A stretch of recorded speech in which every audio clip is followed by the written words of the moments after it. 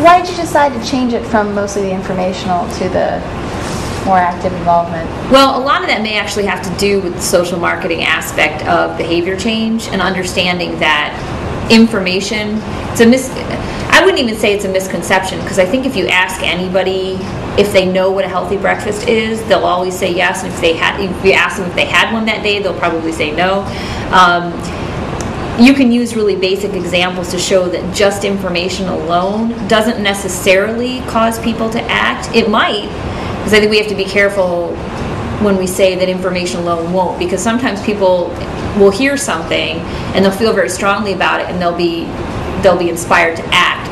But most of the time, just giving facts, just giving information without focusing on behavior changes that will be beneficial, most people won't either figure it out on their own or will just move on to the next thing. So moving ROCS more toward very specific examples of what you can do, having students actually talk about what they could potentially be planning to do with the limited resources that they have and the time constraints that are involved.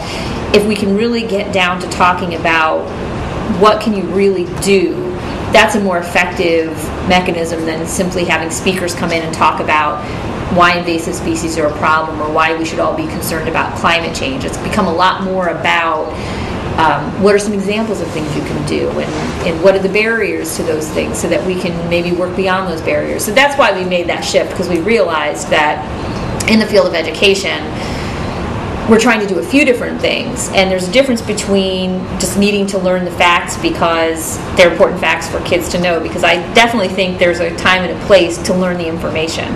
And that's the other thing too, is I always want to kind of get back to, is kids still should memorize things. They should still know how to, I hate to say cite back or spew back information, but there's a necessity for having facts in your brain. But there's also an important aspect of education that deals with what you do with that information. And that's what ROCS has become more about.